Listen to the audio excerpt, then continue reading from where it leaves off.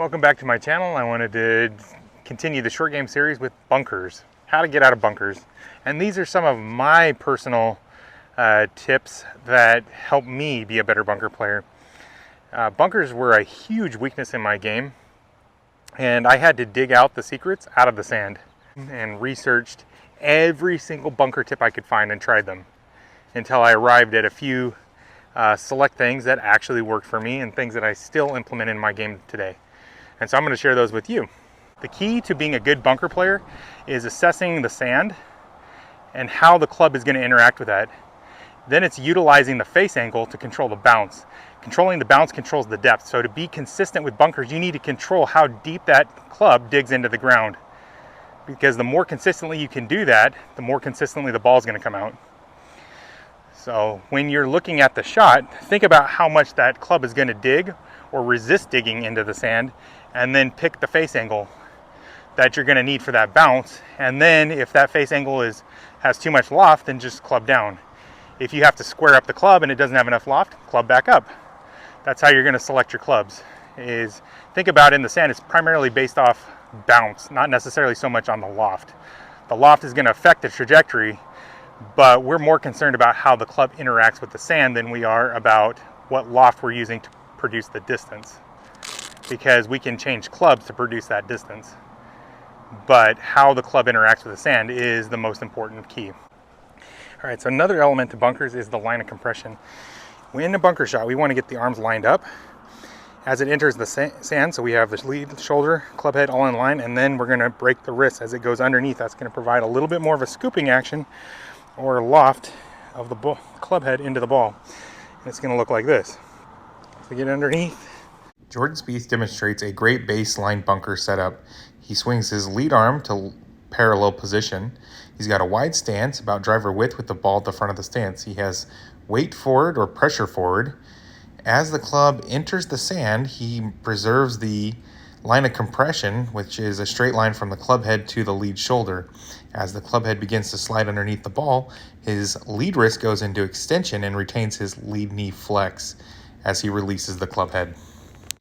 A good drill for those of you that have the yips or are trying to learn how to hit bunker shots properly is to first start with the ball teed up.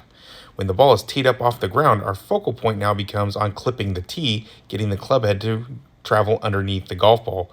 This allows us to get under the ball and let the sand propel the ball out of the bunker.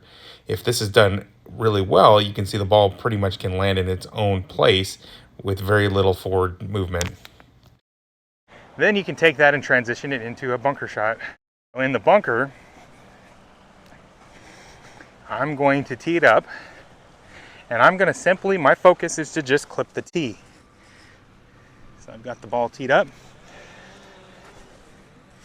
I've got it teed up about an inch, and I'm going to simply try and hit the sand just before the ball and clip the tee. And the ball comes out.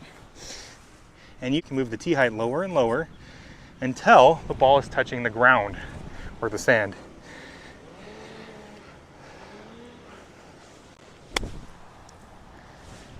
And now you have to start using the sand to throw the ball out. But using this tee is a fantastic drill to start taking the fear out of the bunker, because we've got to supply enough energy into the club head to get underneath the ball, because we're going to be hitting the sand. The loft of the club is going to be throwing the sand into the ball, and the sand volume is going to be what's projecting the ball onto the green, hopefully.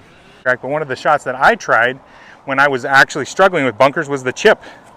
So I tried a direct contact shot out of the bunker, even on these short ones, because I could put the ball in the center of the stance and try to hit ball first like that, and the ball would come out. Now, it might go really long, it might go really short. That happened to be a good shot, but I was struggling where I was getting a lot of energy and hitting an explosion shot without getting yippy and hitting it across the green. Well, one of the keys that helped stop that was when I got into the swing, I just felt like I kept the lead knee bend a little longer to get the club under the ball before I extended the knee.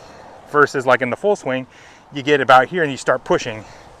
Keeping the lead knee flex into the downswing was the first key that allowed me to start hitting explosion shots around the greens because I was able to drive the club head underneath the ball in the sand. I actually used to do a drill where I would continue flexing my knee and kind of lowering into it all the way through impact just to get used to driving the club underneath the ball. So I'd get in this position.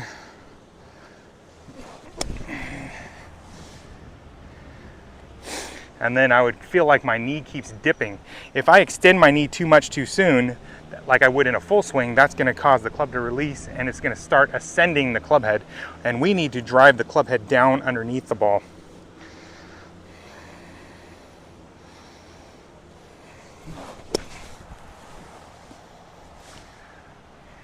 Okay. So when I set up and I say build the pyramid, this is what I'm talking about. When I make a line, if I drew a line straight down from the grooves, if it's straight down and it's at a 45-degree angle to both of these lines here on the face, that is my baseline. With the pyramid formed, the blue line in the vertical position helps me establish a baseline for an open face condition for all bunker shots. Couple drills. Some of these you'll have seen, some of them you may not have seen. But one of the drills that's really good, once we get used to clipping the ball off the tee, now we got to start working on impacting the sand. Now this is a common drill, everybody's seen this, but if you draw a line in the sand, we need to practice hitting that line. 1.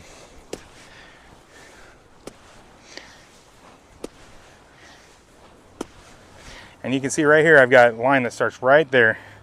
They're all hitting in the same spot. So that is a key skill set that you have to have. If you're bouncing the club all over the place, you're going to have a very difficult time of being consistent out of bunkers. When I was taught how to play bunkers, they told us to open up the face and then we would aim our body line to the left or of target because I'm right-handed, and then we would cut across the ball and it'd look like this. And then you cut across with some cut spin. That works. That's not a bad way to play golf, but the reason that it's got the cut spin is because of where the loft is pointed.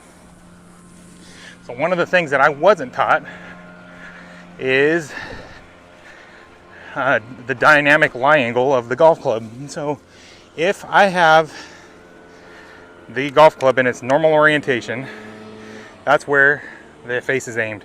As I open it up, the face is aimed more and more out to the right. Now, the interesting thing is, with it aimed out to the right, that's why we have to aim our bodies left to compensate for it. But if I take this club and I start lowering the handle, that's going to start pointing the face angle back to target. So that's why in bunkers, we can play square shots with alignment, if you've heard instructors say that. The reason we can do that is because we have a lower handle. That also gets us to come in a little shallower.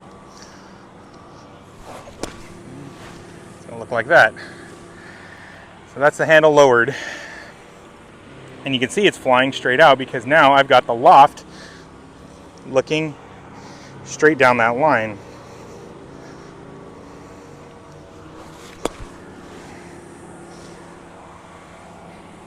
So that's another tip, get the handle lower. If you play the handle high, you're gonna have to cut across the ball and cut spin. It's always easier to run a ball in if you have perfect backspin. That's why you really wanna set up and have the handle down a little bit more. That way you can come in and have the loft looking where you want it to go.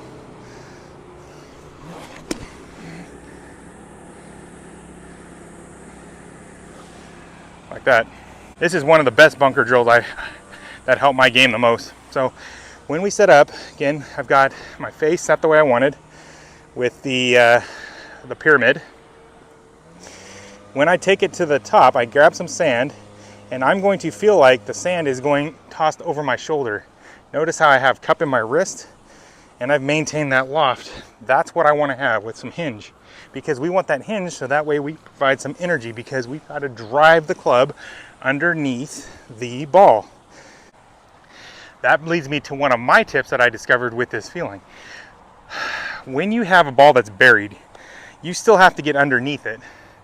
Now there's two ways you can do it. You can either close the face a little bit or square it off, and then you can kind of chop it out and dig it, and then it goes running across the green. Or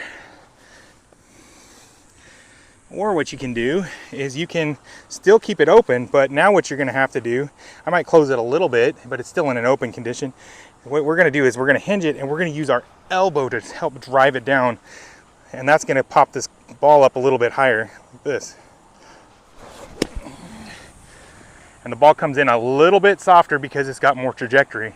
So two different ways to play the shot. You can close it down and chunk it and then run it if you've got a back pin location. But if you have one that's more of a middle like this one, you can start using your elbow to drive it down because you've got to supply the force to get under the ball. So remember the tee drill, we've got to drive that club head about a ½ an inch underneath that ball. And the only way to get it there, especially if we add loft, which adds bounce, the only way to do that is to drive it down, and that key is using this elbow almost like a hammer. We want to get it up to the top and then drive it down into the sand. The bounce will pop it back up. Control distance with the bunker shot, and I think this is where everybody kind of gets a little freaked out with bunkers. To control distance, you're going to have a set baseline, and to do so, you got to realize how much sand you're going to throw. So dig your feet in. Okay, we always want to get the club hinged at arm parallel because we're going to be, that way when we pull down, it's going to get some swing to the head to get it underneath the ball.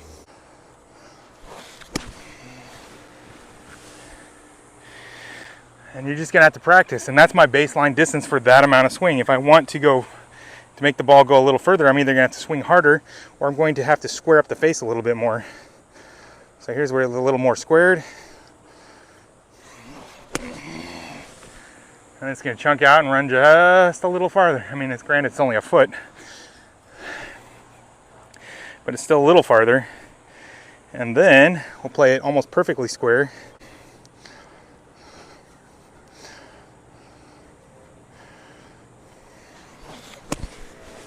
It's going to come out a little bit further. So you can see those are kind of my distances. And now I got three distances. I've got baseline, I have square as the closest to the pin, and then the middle is partially open. So you can kind of play around with those three. And then, actually I have another ball here. And then if I want to go full open, this is what it would look like. So this would be a full open shot. So we got handle down low, full open. Now I've got the loft almost pointed back at my right shoulder.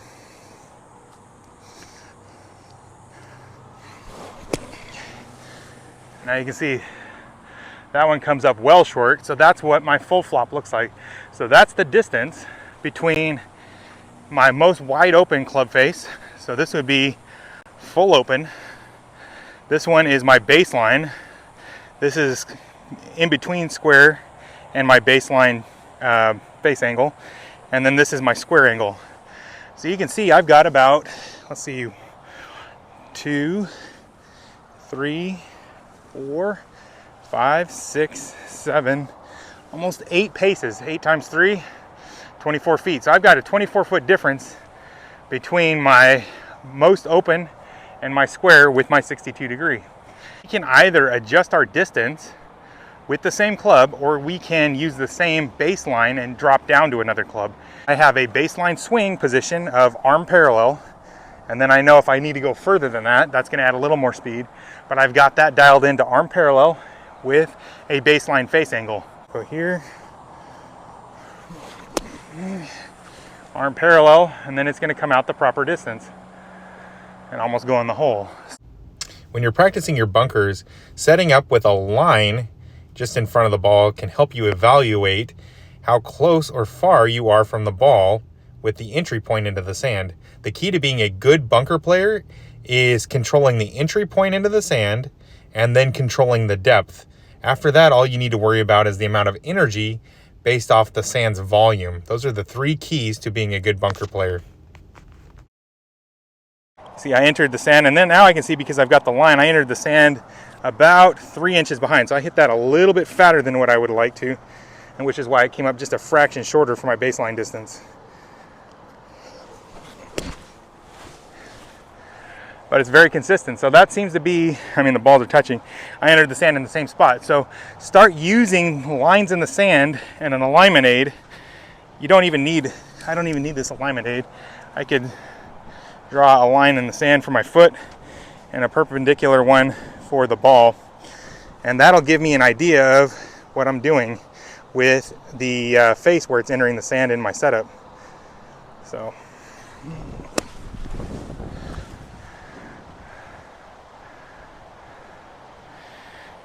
So that one entered about 1.5 inches behind the line. So that was a much better take, and now I can start assessing my own performance. So that one flew and ended up about 2 feet short of the pin, and that's the difference, was really about 1 inch of sand. By practicing with a line in the sand, I was able to determine that my entry point into the sand was about 3 inches behind the ball. So to move the entry point another 1.5 inches forward, I simply place more weight on my lead foot by moving my lead shoulder down and left. How we utilize the bounce in the sand is critical, and it's part of reading the sand. So like right here, I've got some fluffy sand because it's built up, and that's going to bounce. Sorry, the club's going to dig into that a little bit more, so I'm going to need more bounce angle since the club's going to dig. So I get the handle lower. I'm going to add a lot of loft, and this is mainly to add the bounce, but because I'm adding the loft, I have to understand that this club is, or the ball is not going to fly as far. Okay. Conversely, if the sand is a little firmer over here, I'm gonna go back to my baseline shot, or maybe even square it up a bit, and then drive the club through it a little bit more, just to make sure that the club gets underneath the ball to pop it out. So, it's just hot. It's about 110 degrees here in Palm Desert, and it's even hotter in the bunker. So my first recommendation is to stay out of the bunkers. If you like the video, subscribe, comment if you have any questions, and I appreciate your time. Thank you.